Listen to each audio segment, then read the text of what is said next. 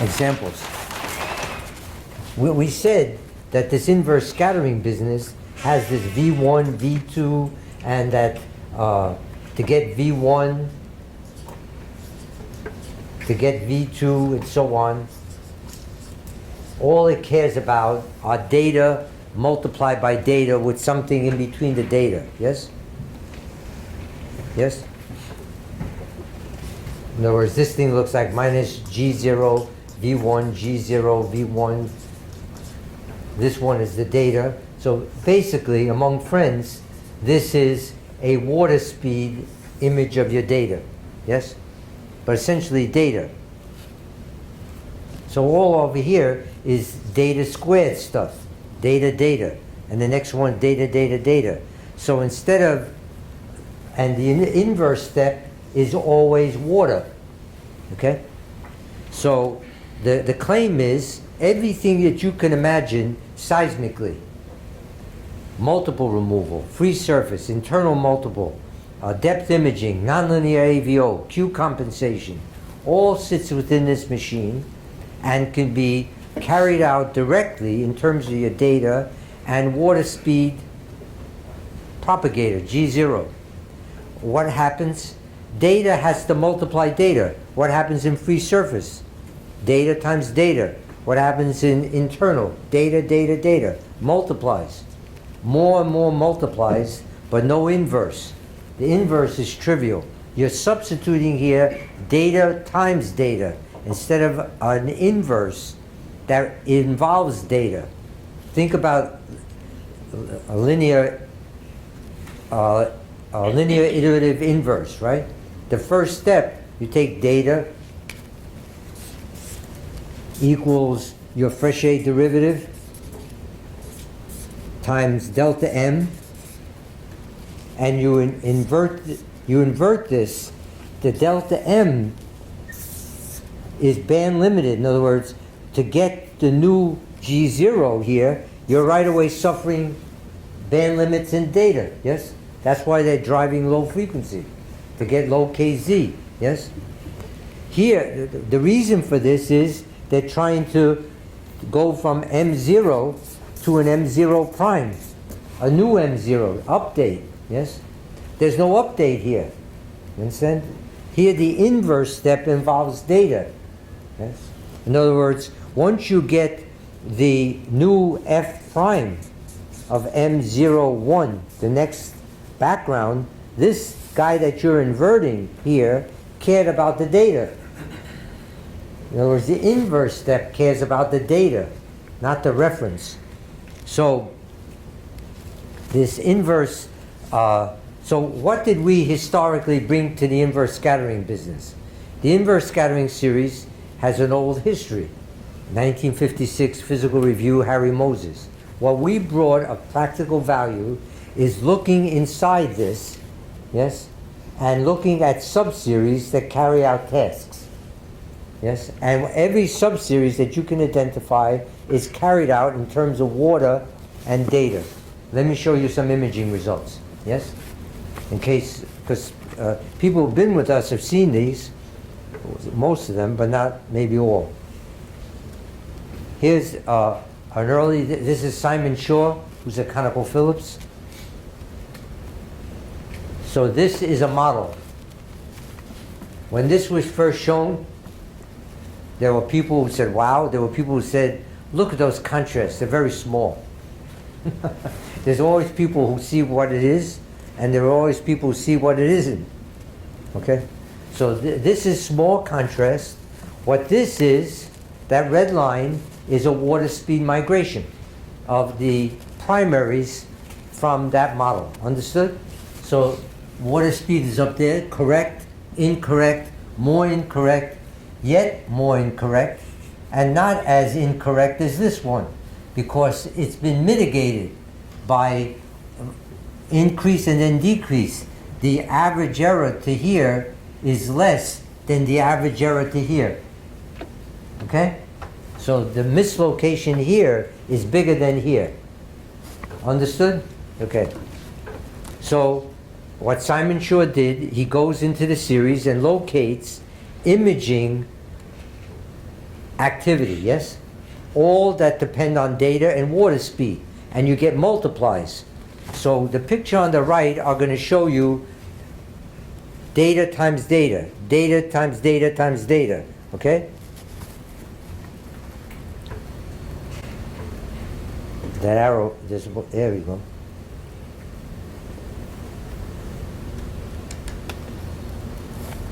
What that picture on the right is a set of terms.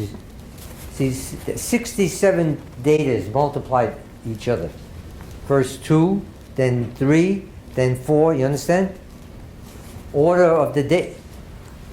V2, V3, pieces of those to 67 were required to get this well located. Once it's well located, it stops accepting. That's what's amazing. In other words, this guy over here is less mislocated than this. First, when we first saw this result, we thought we were going to call the sponsors and say, we're shutting the program down, because the whole screen went green. What it meant, it was unhappy that we had given it water speed, yes, and it starts to act. It's agitated, okay? So when you do conventional migration here with water speed, they're all happy and mislocated, stupid and happy, okay? As soon as you let this image talk to itself, they get agitated. They say, what? How can we all have water speed in a velocity only varying medium? You understand? And they start to communicate. You'll notice that this one, so it's like a group therapy. What you're doing now in seismic imaging is individual seismic therapy. Each primary is you try to give it the velocity. This one says, let the data talk to the data, okay? Let them have a group therapy session, yes? And when they talk to each other, they will talk with a communication set up to do depth imaging, where when this one is happy, it doesn't take any more terms. In other words, this has less of an error, you understand, than this. When I play the movie again, please watch. This guy gets happy, and this is still agitated, wanting more terms, yes? It isn't stripping. It does everything as well as it can at all depths, okay? Because it started with integral over everything, G0 plus rho at the beginning of the day, yes?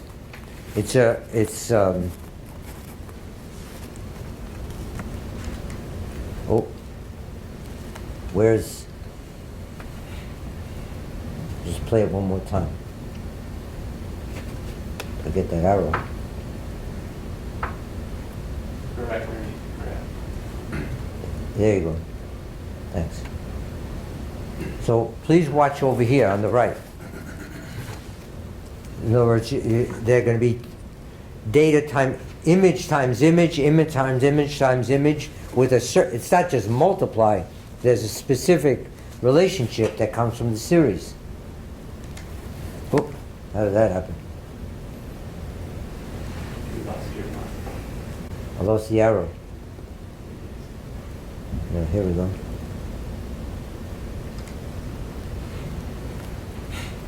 You see the guy in the bottom is happy now. It won't accept any more help from the series after a certain number. And the others want it. How does it know it's happy? It decides that it doesn't need help. Okay? Watch the next turn. Whoop. This is the pre-stack of that. So you see, this is water speed, yes? Do we have an arrow here too? Yep.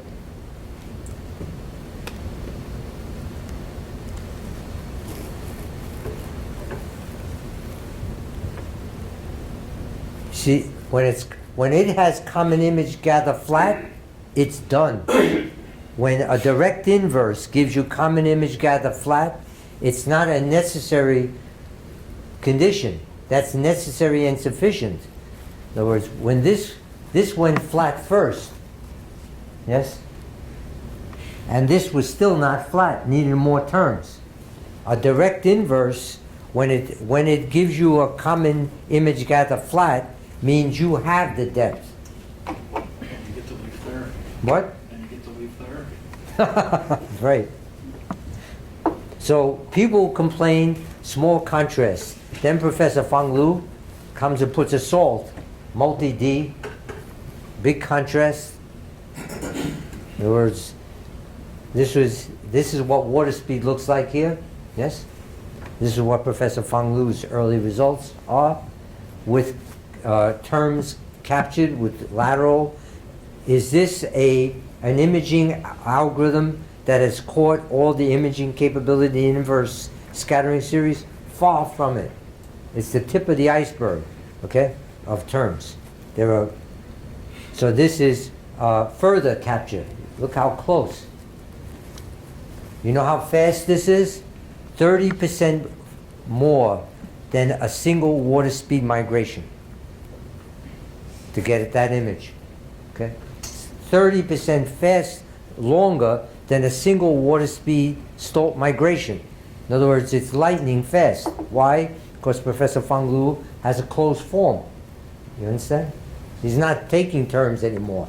He sees patterns and adds, because there are patterns like geometric, you understand, that he gathers in. This is fault shadow zone, water speed, Professor Fang Lu. This is Z Chung, more capture. Not all capture, you see? This is still, that's not right. That lateral thing, we're not capturing enough terms to deal with that, yes? There's no velocity information, you understand? This works water speed and data. Oh, this is Marmusi.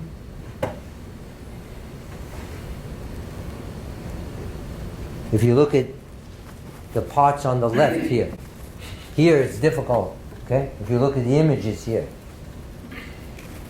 there's encouraging.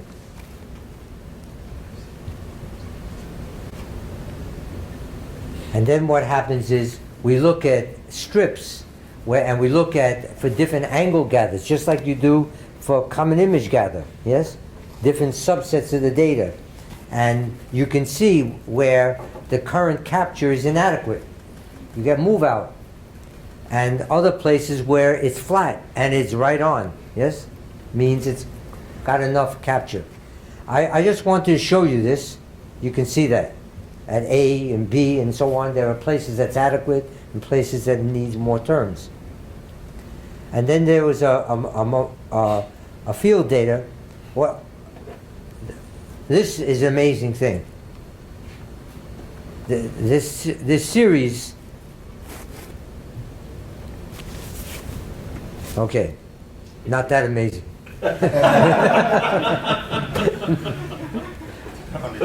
In other words, if you want structure, only structure, then if you have a density change, let's say you have C0, C0, C0, C0, yes? All the way C0, but density changes, yes? C0 is going to give you the right structure, you understand? Everywhere, even though you have reflectors, because all the reflections are caused by density. How does this thing know that, right? You have to give it a 2-parameter inverse scattering. So let me just show you how it does that. Okay? How does it? Yes. It boggles my mind. These equations, this is the work of Haiyan Zhang, yes, and others, Hong Liang, Xu Li. These equations, we don't invent them. They just come from the series, you understand? But, so, in other words, if you tell this, I want you to only pick terms which are after structure. Don't give me amplitude information, yes? Just give me interfaces. I'm not going to do amplitude, just structure. Then I don't want density changes. Density will change the amplitude, yes? Density change. But if I say I only want to locate, I want C0, C0, C0 to do nothing. Just leave it like current migration, yes? So this figures that out. So how does it do it? This is what, there's a term, when you look at the linear alpha 1 and beta 1, this is acoustic, it's been generalized to elastic. Alpha 1 and beta 1 are the linear changes in bulk modulus and density. And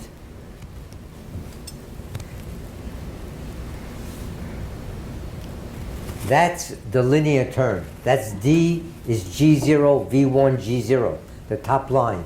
The second line here is G0, V2, G0 is quadratic in the data. You're seeing times this, yes? Alpha 1, beta 1, linear.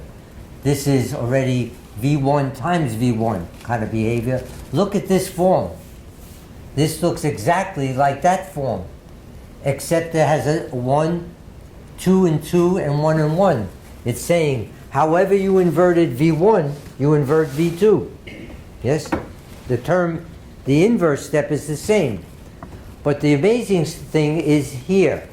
What these guys are doing, the ones without the integrals are doing nonlinear AVO. The guy on top is doing imaging, water speed imaging with linear AVO. Yes? These are multiplies of bulk modulus changes in density to try to do, if you want, inverting Zollpritz, acoustic Zollpritz, yes? These guys with integrals are doing imaging. Why? When you have a mislocated image, it depends on the size. In other words, if this is C0 and this is C1,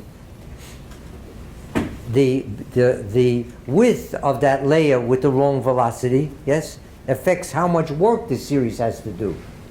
If there's a duration to the problem, there's an integral in the fix. It wants to know what's the duration of the issue I have to deal with, yes? Amplitude doesn't have that. At an interface, you got the wrong location cares about how, yes, fixing location is not just the value of the velocity, it's how long you had the wrong velocity you have to fix. Yes? It has more to do with a wider layer of a wrong velocity than a narrower. Yes? The series does. So this integral has, these integrals are the beginning of fixing mislocation. Yes? The beginning. The integrand here is alpha 1 minus beta 1. Alpha 1 minus beta 1, if you look at the equation on top, data is with alpha 1 and beta 1. You can give me two thetas, and I can solve for alpha 1 and beta 1. Yes? Put this equation here, theta 1 and theta 2. You get two equations for two unknowns. Yes? When you follow what I just said? When you do that,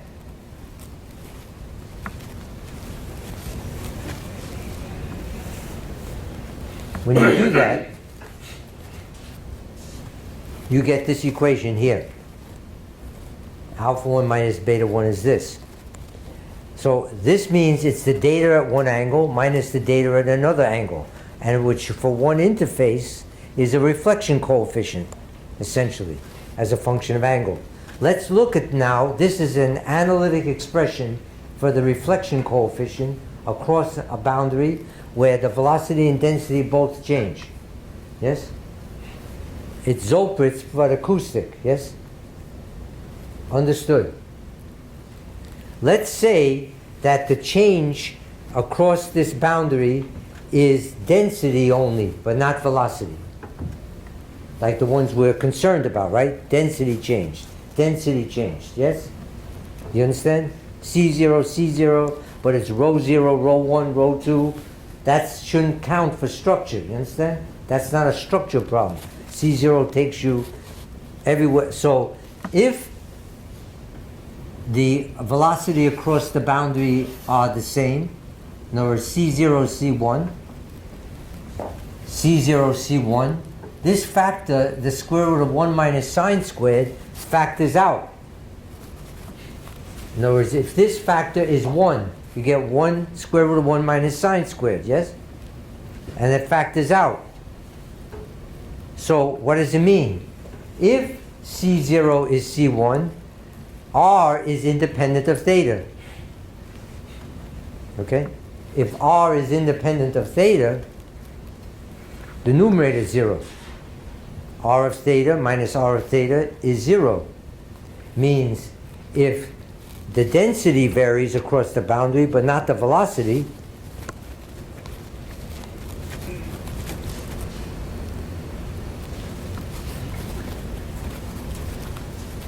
alpha 1 minus beta 1 is 0.